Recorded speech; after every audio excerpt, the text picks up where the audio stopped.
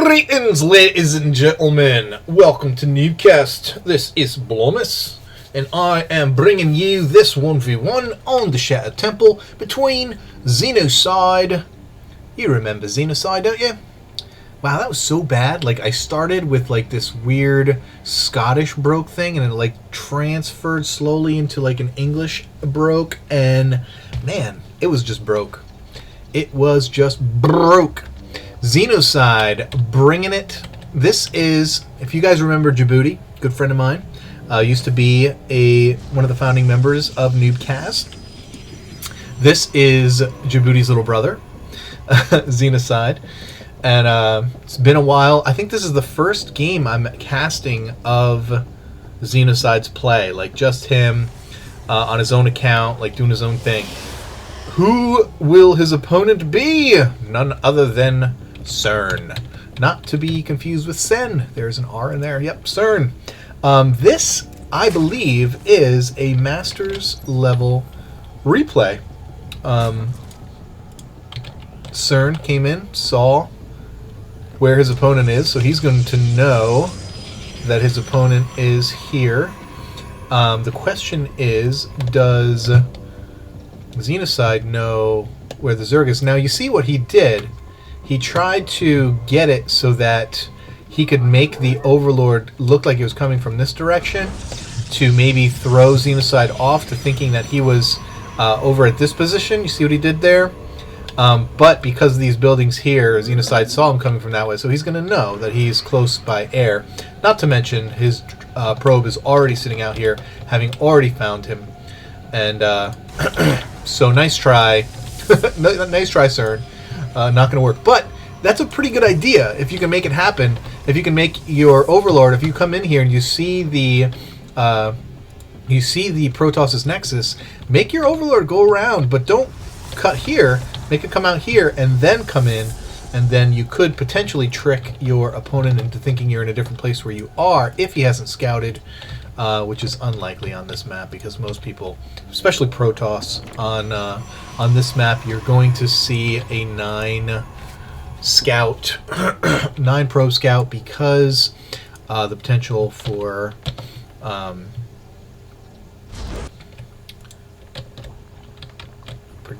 I don't understand what that means. Predicted his pilot. Maybe he went and killed his little probe. That's what he did. He killed his little probe, so he couldn't delay the hatchery. That's what I was talking about. Double gas down for Xenocide. No 4-gate coming. 1 zealot out. Chrono boosting that warp gate tech. Second zealot coming, followed by a sentry. So no stalker makes me think we're going to see 3-gate sentry expand or a 1-gate expand. Although he did just drop his second gateway, so it's not going to be 1-gate. Here come a few lings, and this is kind of a wide open here for Xenocide. These lings could get by if he is not careful, and he is moving his sentry back to take care of that drone, and these lings are going to get run by if they... No, that was silly. That was bad by CERN.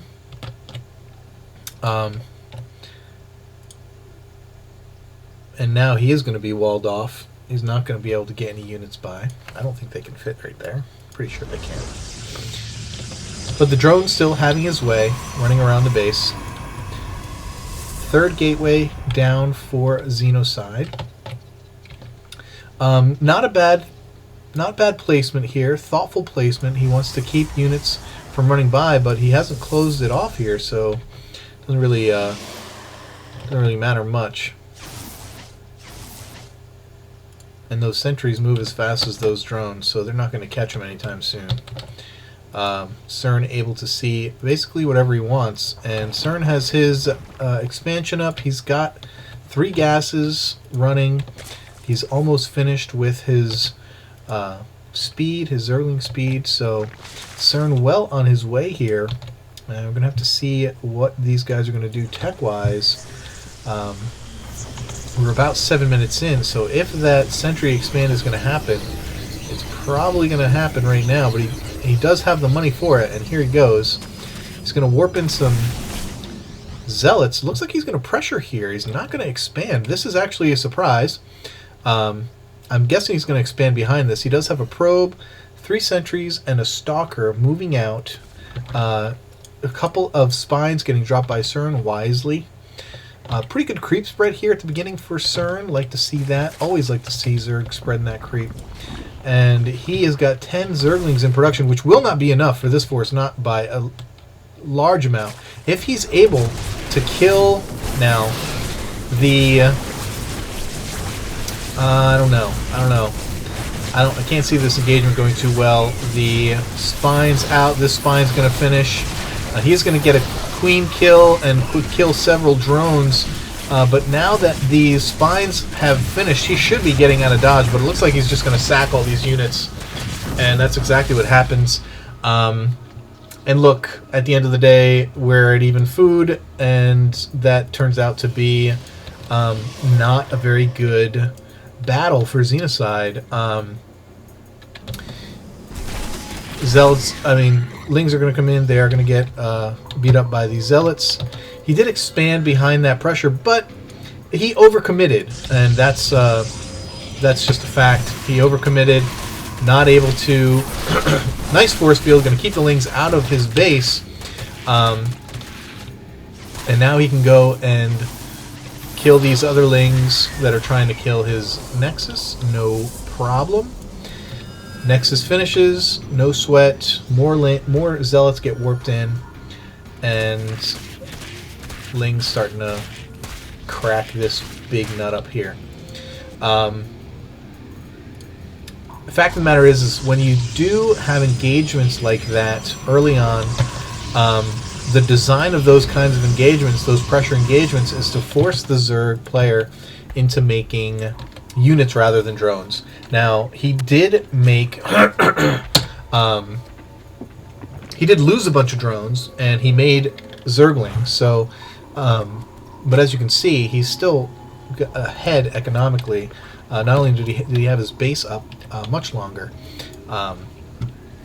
but he really didn't lose much. And here's the hidden Overlord just coming out to get a peek. Not coming far enough to see if there would be any tech over here. There isn't, which is unfortunate for Xenocide. He needs at least a couple more gates, or at least needs to get Robotech out. As we see pathogen glands down, and the infestation pit is finished over here for CERN. Pardon me. Spines get moved up to the entrance for CERN, wisely placed, and Zerglings finally do break down those rocks. As I take a sip of my glorious coffee. I gotta give the lead here, even though he's down by 8 food. CERN seems to be on top of his business here, but we do have a double forge down for Xenocide. Looks like he's going to go for some quick upgrades, but still only 4 gates. This is... oh, he finally does have a robo out. Going to get a couple observers, and I guess perhaps react to what CERN is doing. But here we have 5 infestors out here. He's getting the gold base. He's breaking down the rocks so he can get a 4th. CERN is just playing really well, and more spine crawlers going down. Probably even going to get a couple more to cover this other side of the base. Wow, really sentry heavy force here. That's 16 sentries. That is too many. Probably any more than 8 or 9 in any standing force is going to be too much. Obviously, force fields are very important, and Guardian Shield very important when you're going against a ranged army. But wow, that is just too many sentries, I think, for Xenocide, and he's going to find himself hurting if he tries to push. I mean, there's no DPS in this army right now. Okay, he's just going to go break down his rocks. Phew! I thought he was going to push. I was like, what are you doing, dude? That's madness! This is Sparta 1-1. Nearing completion. Let's check out the main. We do want to... we hope that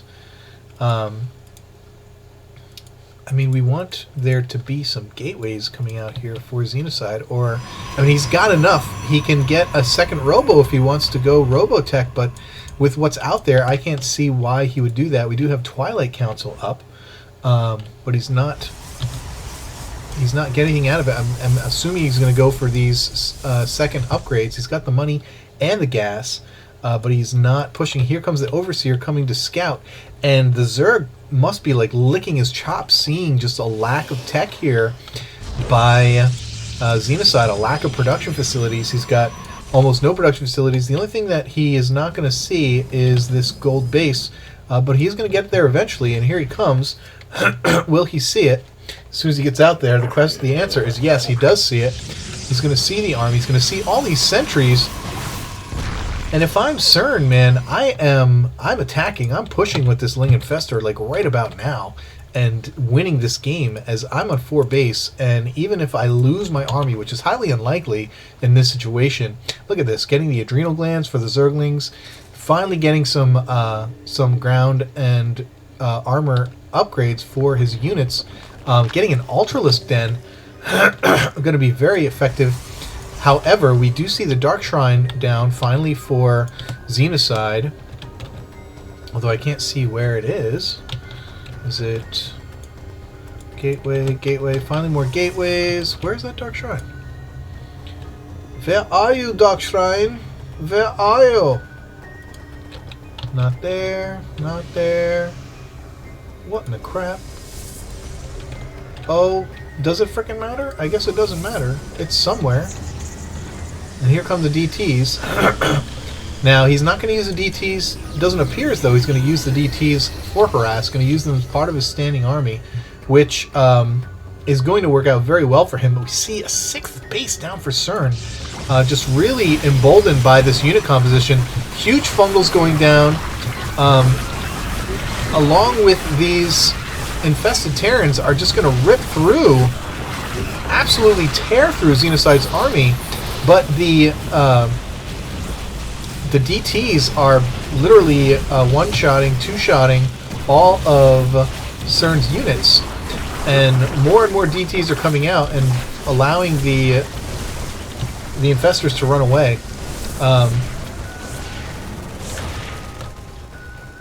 Now, I know that CERN has... Oh no, countering. Where's the Overseers? How do you see that? Oh, he's got spores somewhere? Yeah, he's got a spore here, so he's going to be able to see that quite easily. And all those DTs are going to die very easily. I am so confused, and I still can't find that dang Dark Shrine. That's going to rack my brains. Oh, there it is. Hello. I must have missed that like 4 times. But again, 6 bases here. No, wait, 5 bases here for CERN. Did I say 6 earlier? I think I did. Just gonna, and he's totally, it's gonna be saturated at the gold, completely dominating economically. Let's check that income tab. Whoa, what? What? Similar number of harvesters and Protoss is ahead? What in the world? Is he not, is he just not, he must not be saturated on all these bases. And this just goes to show you, if you don't have more harvesters, you could be on twice as many bases. If you have the same number of harvesters, your income is going to be exactly the same.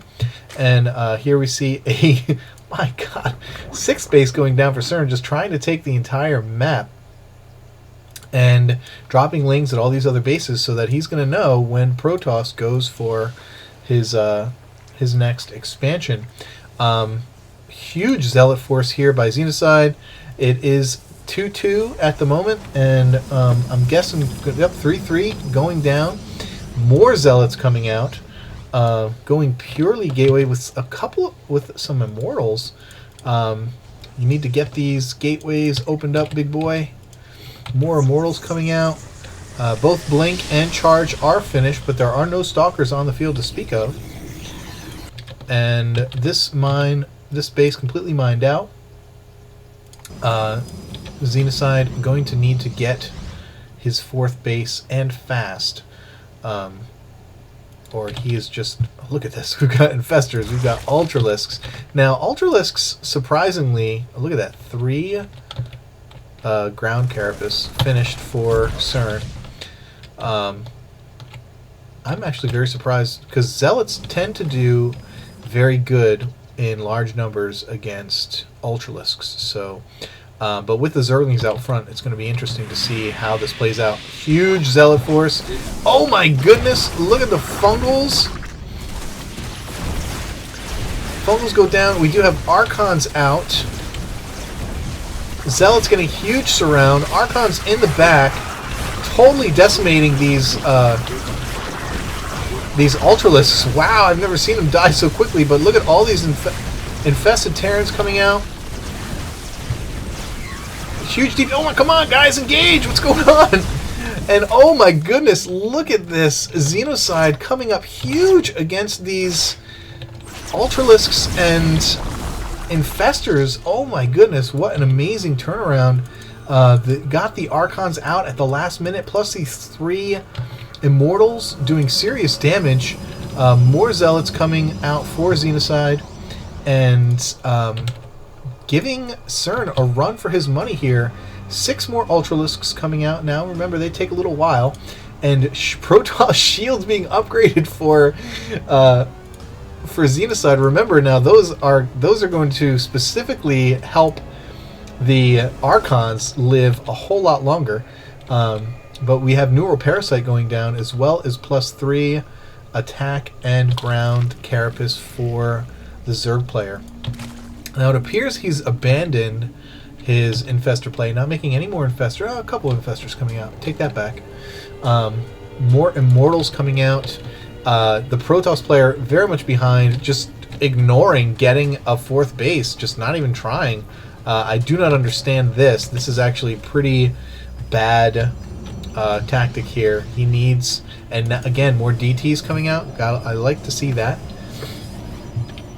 And lots of Templars, but not being made. Oh, they're going to feedback on the... Uh-oh. Got to get those guys out front. Feedback, yeah! And Zealots out front. There were some... Come on, Xenocide, get your guys in the fight. Let's go! Huge engagement here. Lots of Zealots. Lots of Ultralisks. Very close battle up front here. Archon's doing serious DPS along with these Immortals and just crushing the Zerg power ground forces. Holy cow. That is so amazingly brutal. We need to see a big Zealot warp in here, and that's exactly what we see. Lots of Zealots getting warped in, going to join this fight. Need that, what would we call it? We call it fodder, I guess we would call it, for these Immortal and Archon. Man, Zealot Immortal Archon is freaking badass composition. When you got this kind of upgrade, the shields take forever, though, to upgrade. Let's see, 190 seconds. And that is going to do it, I think. There are some spines out here, and lots of Zerglings being created, but yeah, CERN, exactly. Wow, nice. Excellent composition, and really, really, really good response. What I don't like about this game, what I didn't like about Xenocide's play, is his refusal to get a 4th base. Just for macro's sake, you need to be expanded. I mean, look at CERN. If CERN